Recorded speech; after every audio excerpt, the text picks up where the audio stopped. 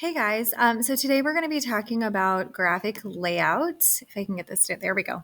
We're going to be talking about graphic layout. Just kind of starting at the very beginning, talking about what products use graphic layout, and then just doing a simple practice using a couple of skills we're going to learn. So, um, graphic layout basically allows you to get your message across in a visually appealing way. And there's lots of different products that use graphic layout. So, t shirts, business cards, invitations, flyers, websites, book covers, album covers, movie and TV show posters, video game covers, infographics. I said websites, yeah. So, yeah, they're all over the place, and I'm sure I left something out. But graphic layout is used in so many different ways. There's so many different things you can do with it. So bad graphic design is really bad for business. I just pulled this horrible example of a flyer off the internet, but it's hard to read. It's confusing what's happening. I don't know what's the most important thing in it. Just too many colors, too many like text boxes all over the place. It's not organized. So this would be like a really bad example of graphic layout. So the first skill that we're going to be working with is knowing how to show level of importance. So basically, what information do you need to communicate or want to communicate, and how can you do that in a way that shows that to your viewer? So I just have an example over here of a concert flyer for Kanye West. So we're going to take a look at the information that's on this flyer and what they've done to prioritize it. So the primary information should be the thing that you want people to see. So the things that are, I look at it and my eye immediately goes to it.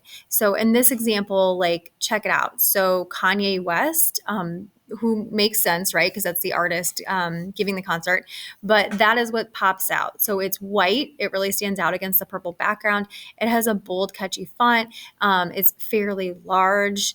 It's towards the top of the page. So all of those things make it pop out. And if you can see, I have some suggestions here. So like larger font, eye-catching font, bold color, isolating the text from the rest, putting it at the top. Those are all things you can do to let the viewer know that that's what you want to look at first. And usually it's the title or someone's name, whatever it is that you're communicating, that's what you want. That's like the most important thing. So our secondary information is information that's important, but maybe not like the main idea.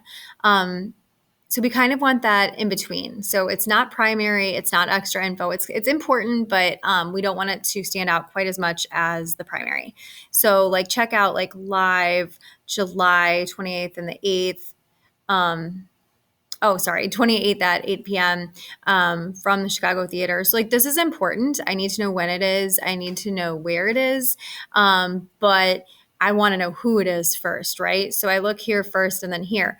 Part of the reason is this is on top of this, so our eyes are naturally kind of going down the page. But also we've used the same font, and I believe it's the same size. But you guys see how like the pink kind of fades back a little bit into the purple. It doesn't contrast it as much. So our eyes naturally go here, and then we go here and see this information. So that's our secondary. It's kind of in between these two. Not the most eye-catching thing, definitely not like a little tiny subtle thing.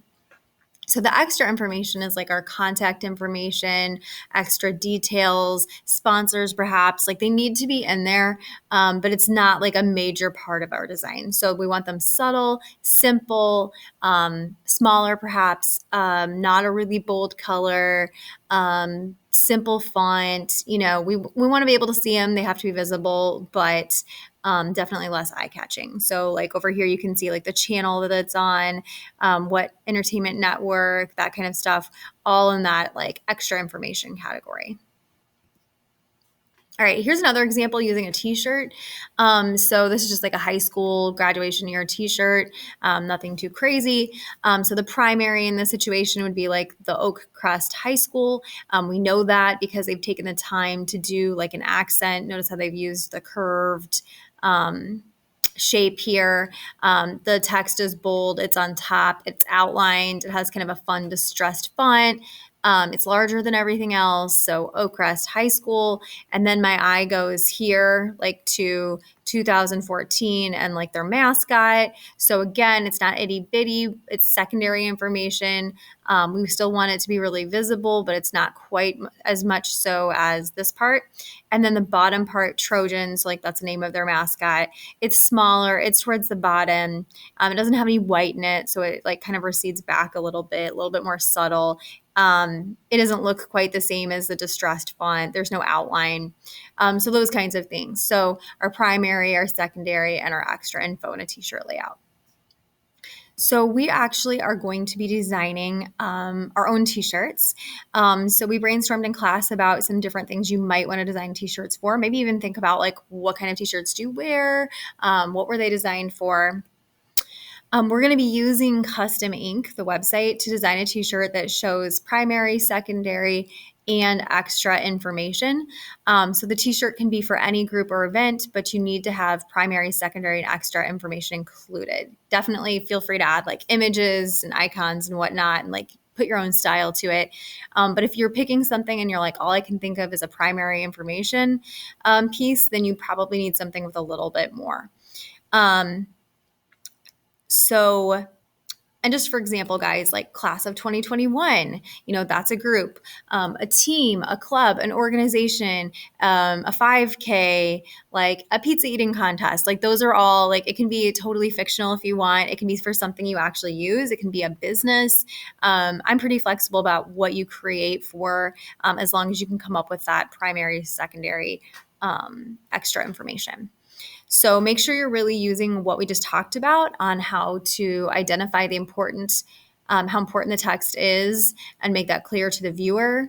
So we talked about like color, size, placement. We talked about using font, so really think about those decisions when you're designing. So again, ideas, club, organization, or team, graduation class, an event of some kind, a business, it can totally be fictional. Have fun with the style part of it. So like the fonts, the images you use, the tools, like, have fun for sure. Like this is your design. So like I said, we're going to be using Custom Ink. Let me move myself here. If you've never used Custom Ink before, this is what it looks like. It's free to use. So if you go to the open page across the top, there should be something that says Design Lab.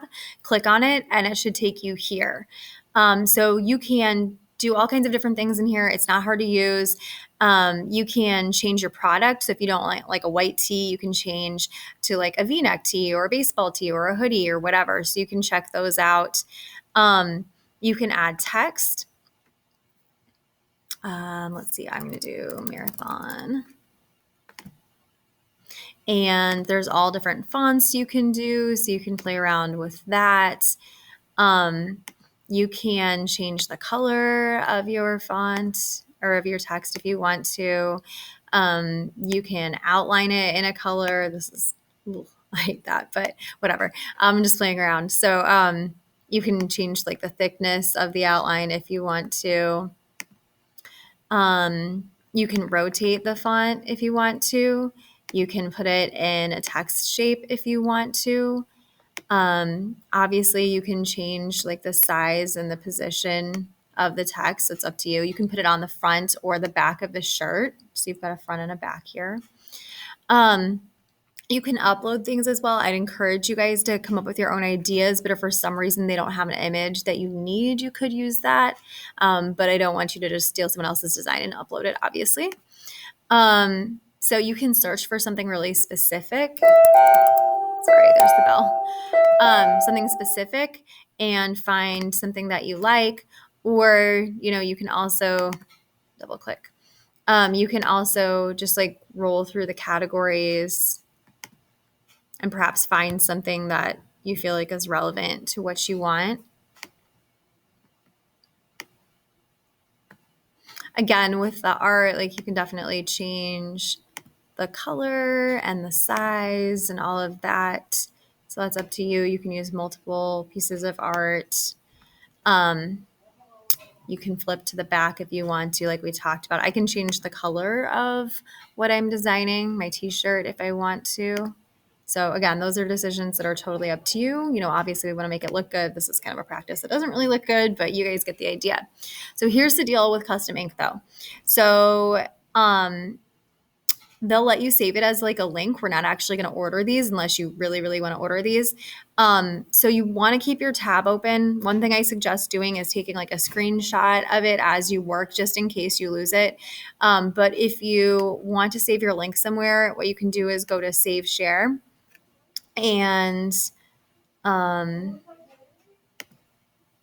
name it. Just going to name it example, put your email in there. And what it'll do is give you like a link that you can go back to. So say like you're designing and you need to take a break for whatever reason and come back. You don't want to run the risk of like your Chromebook dying or your tab closing and it not being able to go back. That'd be really frustrating.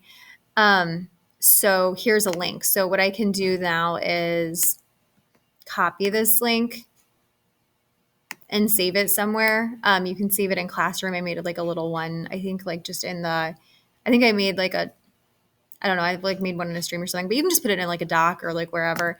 But that's just an extra precaution if you stop designing and you want to be able to go back to your stuff. So ultimately though, guys, we're, like I said, not really ordering these unless you really want to order it. So to turn it in, you can just take like a screenshot. If you do front and back, just take a screenshot of the front and the back. So again, though, the focus is, playing around with something new, which is custom ink, but also we are really trying to use those graphic layout skills that we talked about today. So have fun, design something that you find interesting or that you feel like you would wear or use, and I will talk to you guys later.